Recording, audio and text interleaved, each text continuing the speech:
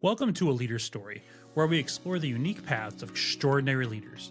In each episode, we ask the same 7 questions to our guests, revealing the diverse journeys and insights that shape their success. Join us as we uncover the stories that make each leader's experience truly one of a kind. Today, we are thrilled to feature Steve Philpott, the current IT strategic advisor at Intel and interim CIO at Altera. With over 2 decades of leadership experience, Steve has driven innovative and strategic growth at major companies like Western Digital, Illumina, and Qualcomm. He also plays a pivotal role in the Society for Information Management in San Diego, contributing to the IT community's growth and development. Join us as Steve shares his story and insights on leadership. Steve, what is one decision you made that was a turning point for your leadership? Morning. Yeah, it's great to get an opportunity to discuss leadership and kind of how it helps us move organizations forward. But one of the major decisions that I had that was a real turning point in my life was around failure. But understanding failure and understanding how to accept failure when it happens to you, but also how it taught me to lead teams through failure. Because you're never in that environment where everything goes perfect. Right. As we know, there's always things that pop up and the unexpected, and you try to plan for them. But that was one of the turning points I thought for me, and it was over 2 decades ago, and it was a large software deployment. And literally what ended up happening is the deployment wiped out the ability for all the employees to log into systems. I mean, so somewhat impactful. Well, we worked through the issues. We got things going very quickly, but it was really visible through the organization, as you can imagine. And I thought for sure I was going to be fired. Again, this is 2 decades ago, early in my career. But the CIO I had was a really, really strong leader, really strong mentor. I respected him, very much. And he kind of walked me through it. And he walked me through the discussion around failure, about how it happens, despite the risk management we put ahead of it. It happens, but it's how we respond to failures in the moment. And then from a leadership side, it helped teach me how to lead teams through the inevitable failures that happen in our careers over time. And I just thought that was an impactful thing where I had such an event, and that event helped drive how I lead and manage people going forward. Interesting. That's really good. So is there any particular insights gained from, how you handle failure today because of that? It taught me how to manage my team going through when they have failures. And, how do we coach them? How do we manage them? And the same thing that happened to me over 2 decades ago, how do we provide that leadership and mentorship to our team so that over their career, they can benefit from those same learnings? That's great. That's awesome. So leading us into the next question, Steve, how do you foster innovation and creativity within your team? Yeah, and this is always an interesting discussion with IT, because there's so much just operational block and tackling. I mean, whatever we call kind of that basic aspects of IT. But we're in a time right now where the pace of innovation is accelerating at a phenomenal pace. And the pace of innovation right now is such that we really need to foster how we drive our teams through it. And I think a couple things here, and I just talked about failure. So one of the things that happens when you're driving that type of innovation is you will have failures. You need to understand and allow for failures, and understand that not every innovative idea will succeed. But we need to encourage a culture where failure is seen as those learning opportunities. So how do we provide that ability to say, okay, well, that may not have worked, but how do we learn from that going forward? It also, and Joe, you'll remember this, it also drives that concept of directionally correct. When Mm-hmm. you're innovating and you're on that leading edge, you're not going to be perfect on those decisions, but what you want to do is be directionally correct. So if the whole industry is in the next 3 to 5 years probably going to move north, if you're moving northwest or northeast, you're directionally correct. And then the continuous improvement allows you to narrow in on where we need to be. So having that continuous improvement part of the process. The other aspect is around diversity of thought. And this is an interesting one because we all talk about DEI and diversity of teams, but you also want diversity of thought. People that have different experiences, ask different questions, and that diversity of thought really helps open up the innovation ideas. And I learned that at one of those Google workshops that they had, and this was probably over a decade or so ago. But you really need to kind of poke at some things that are a little bit different, and that diversity of thought helps us in that particular area. I think one of the other ones is just around the concept of open communications. So as you're moving through these type of innovative technology cycles, especially if you're on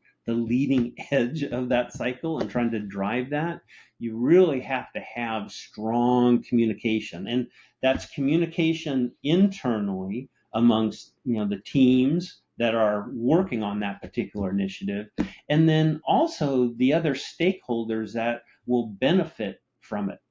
Because you can imagine from the stakeholder standpoint, if they've never seen that before, their first response is, no, okay, no, thank you.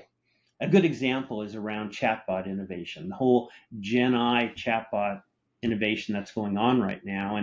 And you start talking to some of the stakeholders and saying, hey, directionally correct, this is where the industry is going, this is how they're doing it. And you talk about it in the concept of a chatbot, and the first thing they think about is a website. And the awful experience they had at some website and said, that's not what we're doing. But the key is the communication, so we bring those stakeholders along the journey with us. That's really good insights. Really good. So, Steve, next question. How do you balance driving results with maintaining a positive team culture? Yeah, how many times have we talked about the pyramid in our table group discussions? Trust, conflict, commitment, accountability, and results. And I think when we take a look at driving those positive results and that positive team culture, it really gets down to that concept of organizational health. The concept that we have that SMART org side of the equation, which is all the tactical things, the results, etc. But it's the healthy side. It's the side that is what some people call the political side, the softer side of running an organization. And they tend to be bigger drivers of results.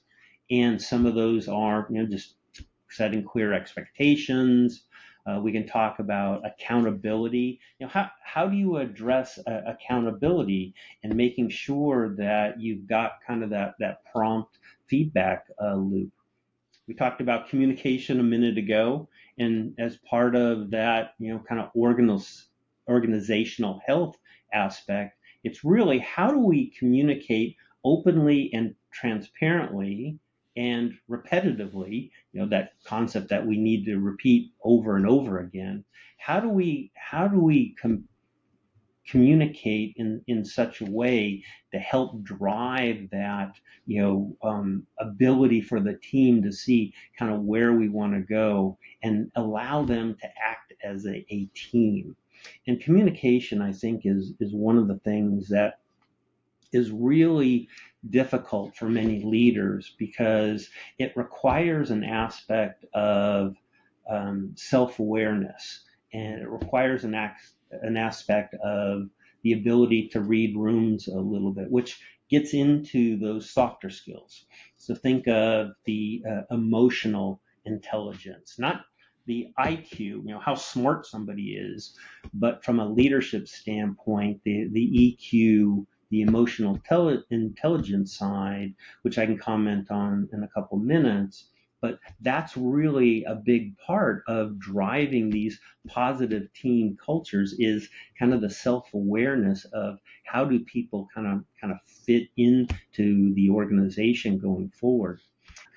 And it's really, really important to have that trust amongst the team so that, Joe, for you and I, we've got that trust that we can give each other feedback and say, hey, what you didn't come across well. So I think those are some of those key components of it. That's great. So, taking a little bit of a different turn, Steve, can you describe a moment when you had to make a tough ethical decision? Yeah, um, as a leader, you will be put into these type of situations throughout your career. Now, I'm not going to go into any specifics for confidentiality reasons, but just like we evaluate other decisions, here's another area where you kind of need to think through the process to get to the decision on what you're going to do. So think of things like gathering information and who are the stakeholders. But I think one of the things I've relied on over the years is consulting an expert or a colleague. And in your career and your leadership journey, you need to build up a couple, three, four confidants, mentors, whatever you want to call them. But they're people that you can have really, really candid conversations with and understand that they will keep it confidential.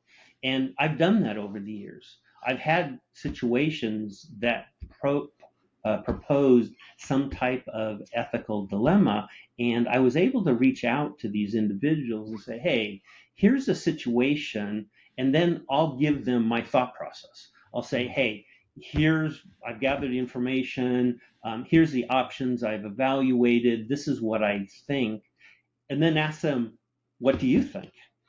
Get that little bit of an external sounding board, and then after that, the importance is executing quickly. If you've gotten to that point, then you need to kind of make that decision. And in some cases, that's a hard decision to somebody that's in a very senior, powerful position. But if you have gone through the process, then it allows you to have that confidence to say, yes, this is the right thing to do, and I need to kind of hold my ground. But it's a really tough part of the leadership journey. Yeah, those are super good insights. So you mentioned feedback earlier, so this will dive into it a little bit more. Steve, what role does feedback play in your leadership? How do you both give and receive it?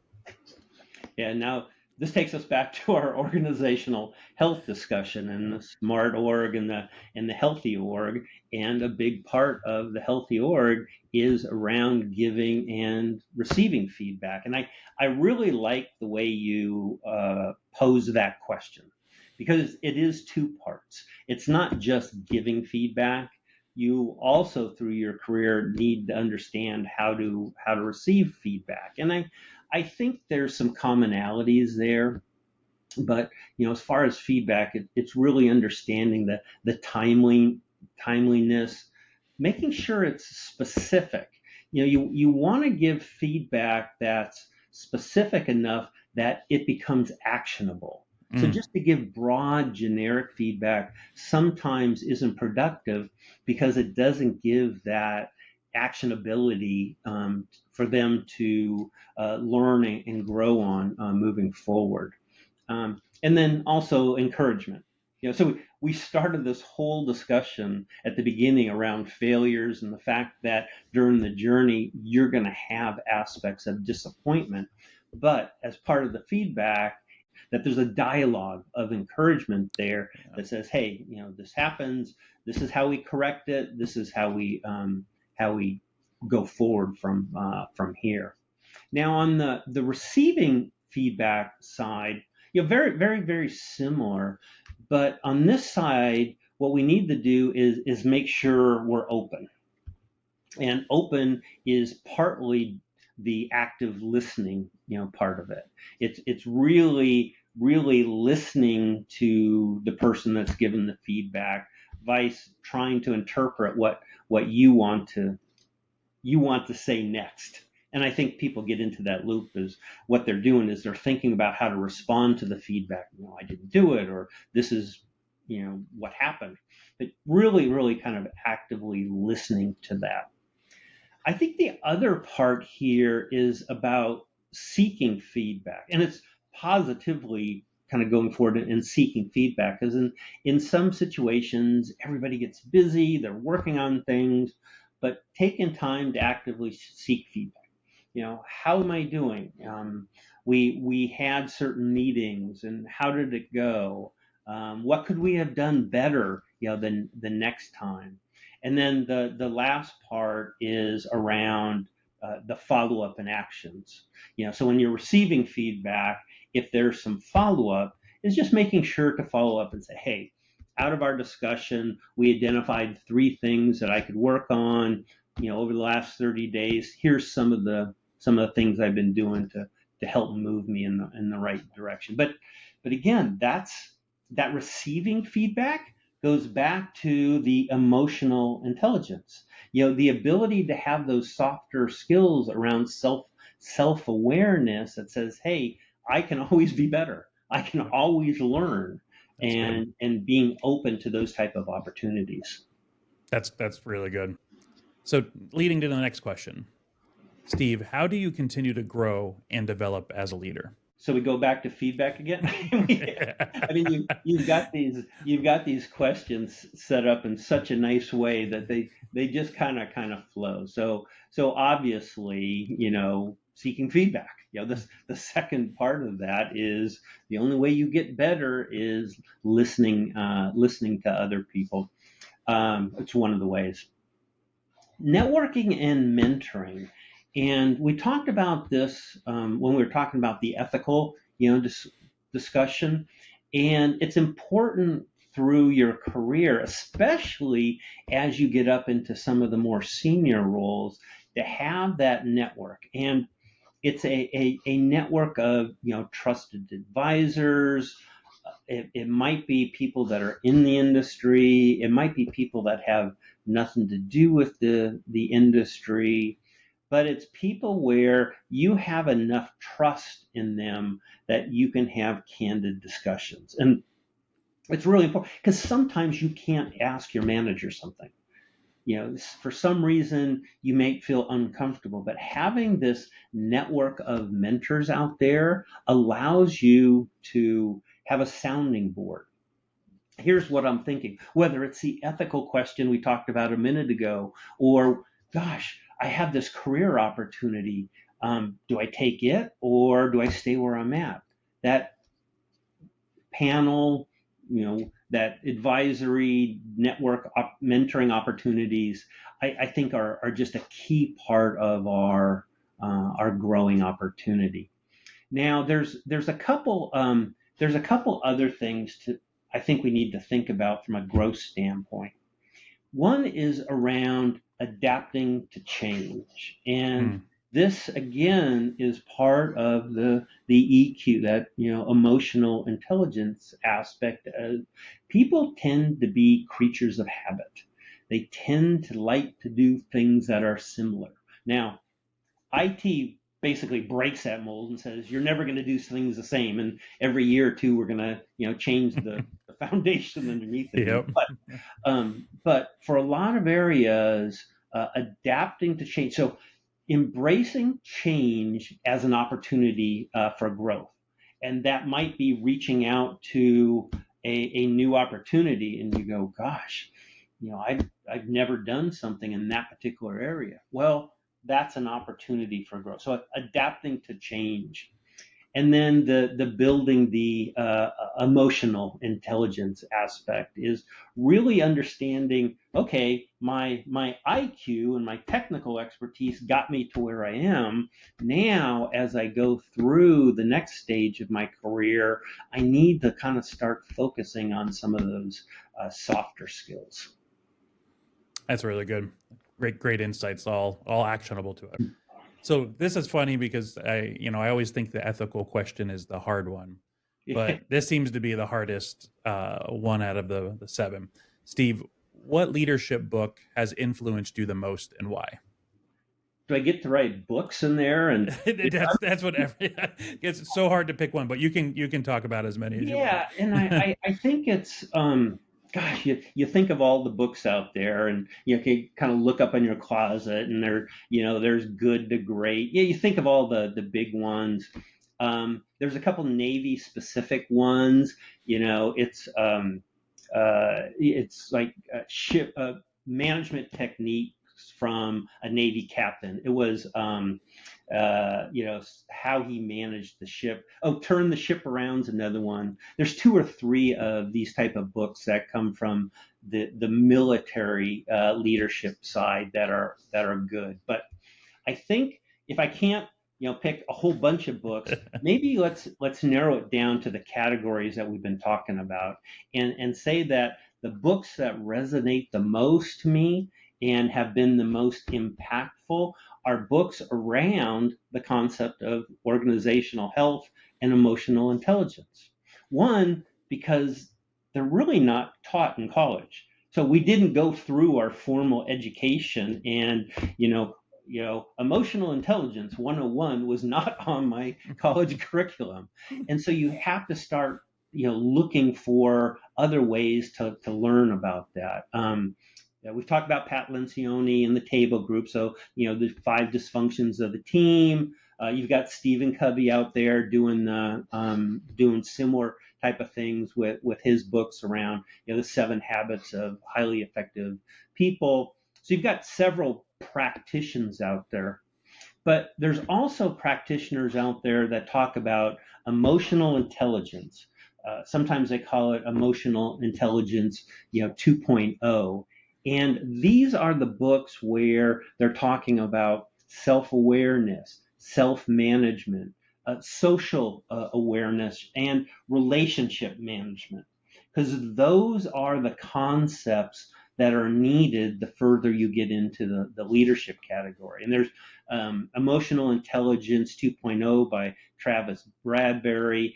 There's another one, Primal Leadership, that talks about emotional intelligence, and there's several others. But I think from a recommendation standpoint, I would look at that category. Look at the category of organizational health and emotional intelligence.